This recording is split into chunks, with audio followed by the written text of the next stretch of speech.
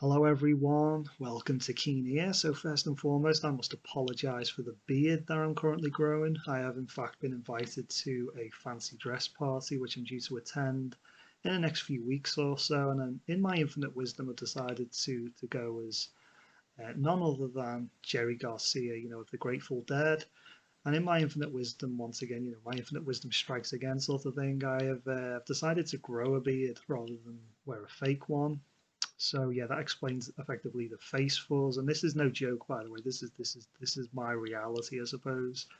So in this video, I'm going to talk in kind of quite considerable length about my beard odyssey. No, not really. I'm going to be talking about part two, effectively, of my problematic bands.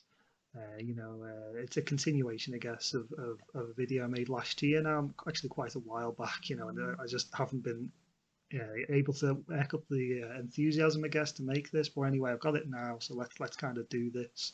So problematic bands once again. So they're all banned. Same rules apply really as part one.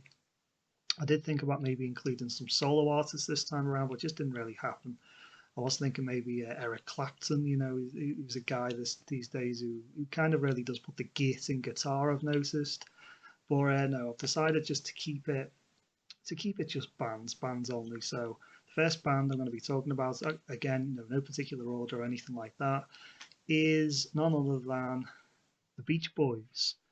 And when you hear somebody say that they like a particular band or they like a particular artist or whatever, but they only like the hits. Well, for me personally, when it comes to the Beach Boys, you can kind of keep the hits. I don't want them. When I say hits, I mean the '60s hits. Something like Surfing USA, I guess, is like the epitome of the problem that I have with like the Beach Boys. There was a time when I used to like that type of thing, but now I just find it incredibly annoying. So effectively, the Beach Boys, their '60s hits, effectively is anything else I'm fine with. It's just the '60s stuff. So yeah, that's the first group I'm going to be talking about. The second one is ELO, and I've got a few of their albums here. This is the only group that I'm going to be featuring anything by. I did have a Beach Boys LP. It was actually a greatest hits album. And you can kind of guess, why I'm not going to be showing that because I got rid of it years ago because I was not listening to it at all because, like I said, I find it incredibly annoying. So I don't have that to show. It was the one with it's like an EMI budget reissue or whatever it was with like this guy surfing on the cover. But anyway, ELO, yeah, they're a problematic band for me, definitely. And in part one, I talked about the Smiths, and really the Smiths were kind of like almost like an antidote to groups such as ELO from the '70s. These big, over the top bands, I guess that we that were kind of like the bread and butter really of the 1970s. Think of Queen and all that kind of thing, and Emerson, Lake and Palmer and all that kind of stuff. So you think, if even the name, the Smiths, it's very contrast driven, I suppose, by comparison to ELO. You got the Smiths and you got Electronic Light Orchestra. There's some difference there, and I guess the Smiths were kind of very uh, set out in a way to kind of just bring popular music back down to earth and that kind of thing, and bring it back into some degree of reality and some degree of normalcy and that kind of thing. So really, if you think about it, if I don't like one, I should like the other and that sort of thing. And yet here I am, don't really like the Smiths and don't really like ELO either. So yeah. Anyway, this is the big album that they pour out of the blue, and yeah, it's a big double album, and I think the big problem I have really with ELO is I think it's just fluff really. I find it's just froth. It's kind of like candy floss. It's the musical equivalent of candy floss, I suppose. It's kind of it's bright and it's colourful and that kind of thing, but there's no real substance to any of it really. And this is the big album that they pour out. It's like one of it's regarded as their best album they ever made. And I've seen this pop up quite a few times just in people's favourite albums, of all time and that sort of thing, not just ELO, but just in general. And yeah, I kind of, if this pops up in your favourite albums of all time, it's kind of like, you're entitled to your opinion, but it's kind of like we're not really gonna see eye to eye on I guess other things in life as well, because this to me is not a favourite of mine really, all that too much. I also do have this album, and believe it or not, this is actually something different to this, even though the covers are almost exactly, well, they're not the same, but you know, they're very, very, very similar. And this is a greatest hits compilation, and it's got quite a few tracks actually from Out of the Blue on it. But you know, so I am quite well versed, at least to some degree, anyway, in ELO. I've heard other songs, of course, on the radio and that kind of thing, and they just don't really do it for me. It's just, to me, it's just fluff. And I kind of get the impression with ELO when I listen to them, it's kind of like, I suppose, what it must be like for people who don't like Queen. You know, when they listen to Queen, but the thing is with Queen is the Queen kind of have, you know, they have grit to them to some degree. You know, they have a bit of bite and a bit of edge. Obviously, it's not real edge. You know, there's nothing really that threatening at all, too much about Queen or anything like that. But there was at least something to them that was a bit, you know, menacing, I guess, and a bit tough about them, even if it was just a bit fake. But when it comes to like ELO, it's all just very poppy. It's very, you know, it's very sort of radio friendly pop, soft rock, you know, that kind of thing. And it just there's nothing really there that kind of resonates with me personally.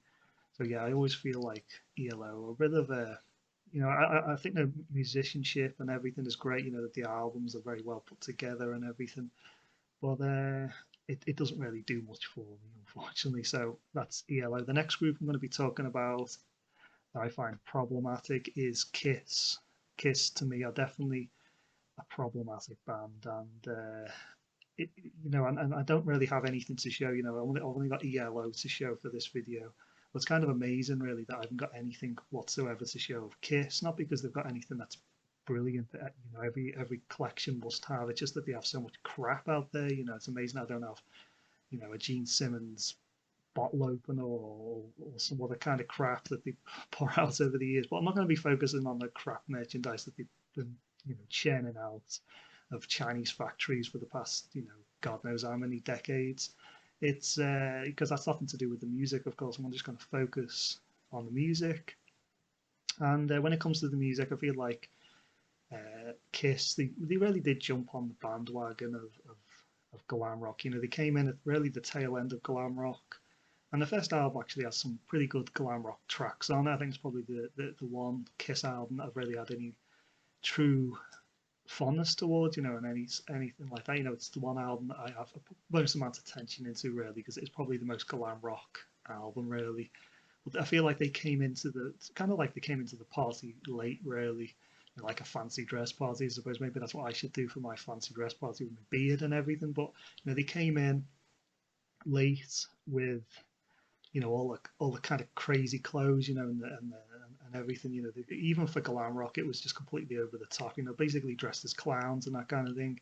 And I feel like it's almost like the bastardization, really, of glam rock. You know, as soon as like the likes of David Bowie got so much as sort of a whiff, I suppose, of Kiss, or you know, Gene Simmons, you know, sort of pulling on that spandex or whatever, you know, he kind of couldn't go, you know, Bowie couldn't go into, you know, the studio quick enough to record Young Americans and distance himself from glam rock and get as far away from it as he literally could. And yeah, I just feel like it's the kind of like I said, the bastardization, I guess, of glam rock, and the fact that they've kind of had the same routine. Really, it's changed here and there. You know, they've tried to keep up with the times, I guess, you know, through the years, but they've kind of had the same sort of idea, you know, the same sort of concept. And part of me admires that, you know, to keep it going, to keep it going for all these years. But at the same time, I think it's a little bit sad as well. You know, it's kind of like, you know, if Bowie, bringing Bowie up again, if, you know, if he never retired Ziggy Stardust, if he kept Ziggy Stardust going, you know, through the 70s and into the 80s and into the 90s, you know, and he never really stopped doing that. He just kind of clung to it. I think, yeah, that would be great to some degree. It'd be kind of interesting to see him doing that, you know, in an alternate reality, I guess. But at the same time, I think it would have been pretty sad, you know, in the 90s, seeing David Bowie, you know, an older guy dressing up as Ziggy doing Starman on stage. I think it would have been a little bit sad, I guess. So anyway, that's the next group that I'm going to be talking about. The final one is none other than Coldplay. Now, this is low hanging fruit. I agree. You know, Coldplay are often ridiculed band. You know, they are one of the blandest groups it's ever really existed, quite honestly. You know, the epitome of the big bland band. You know, I'd say the band that very much I feel like how anyone could truly be a fan of. You know, how you could be excited about a new Coldplay album or a new tour that they're going on or whatever. You know, and even the name Coldplay. You know, it's such an unappealing name. You know, Coldplay. You know, it doesn't even sound that great. You know, it's not even a. You know, at least Kiss have a pretty cool name.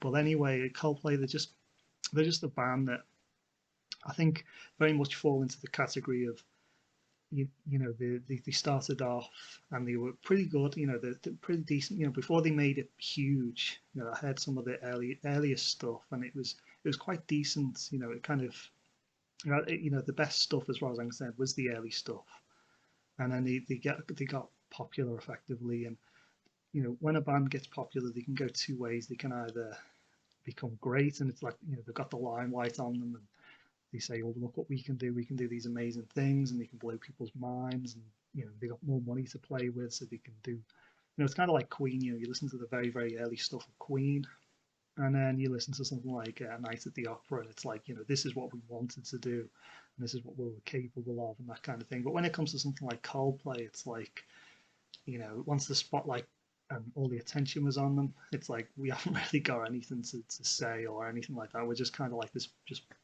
bland group, I suppose. And similar really to a group that I mentioned in the first video called U2. You know, I'm just talking about U2 and a track called Beautiful Day, which I really, you know, I really do hate. Coldplay have a track which I have maybe even more disdain for. It's called I've got my phone here. It's just gone off at the worst possible time. But it's called Viva La Vida, I believe it's called. It's a pretty old, you know, it's a pretty old track now. Let's have a look. It's been on YouTube anyway for 13 years, so it's been around for a while now. 13 years though for me isn't really that long. It's like a week, I suppose, you know, compared to you know the likes of ELO and all that. But anyway, you know, they put that track out, and the first time I heard her, I didn't really like her at all, and I must have heard it, you know, 50 or 100 times since then. Not through choice, it's just popped up on, you know, similar to maybe not to the extent of Beautiful Day where it's been played in football stadiums and all that, and just too much on the radio. It just pops up every now and again. I would walk into a shop or whatever and it'd be playing, and it would just kind of like make me want to walk out. You know, it's kind of like a, you know, if you've ever heard of brown noise, which is effectively a noise that gets produced that makes you want to crap your pants. They use it apparently in a riot response and that kind of thing. But anyway, that's what it kind of sounds like to me. You know, it's like brown noise. It just makes me want to exit the building. And something like that track, Viva La Vida, it's kind of epitomizes really what you know the downfall of Coldplay. You know, because you listen to that song and it's very ambitious. It's not like they're not trying. You know, it's not like oh they couldn't care less. They're just putting out nothing of any real effort. They are trying. They're trying extremely hard. They're trying to do something. You know the production and everything, and it's obviously put care into it. There's no denying they put care into it, but it's just crap. It's just awful. It's just an awful track, and it's just terrible. And it's like this we've got all this attention, we've got all these resources, and this is we're going to pour a lot of attention on this one standout track, and it's going to get us it's going to be the single and all that, the big next single, and 13 years ago it was, and it's crap. There's nothing to see really. It's like all the efforts just for nothing really. There's nothing really there more than effort. It's just pure effort and no ability, I suppose. It's like if you had to cook a meal for the Queen or something, and you didn't really know what you were doing, but you put a huge amount of effort into it. She may appreciate the food or whatever to a certain degree, but you're not going to be like Gordon Ramsay. You're not going to wow her or anything like that. It's kind of like that really. It's just not particularly all that great. So that's been my ramble for nearly 15 minutes now about some problematic bands and my beard, of course. So yeah, that's it for this second part. I don't think there'll be a third. I don't really have any more real anything really that I could include. I suppose any more bands that I could include. So I think we'll leave it at that, I suppose. So anyway, thanks for watching, everyone, and goodbye.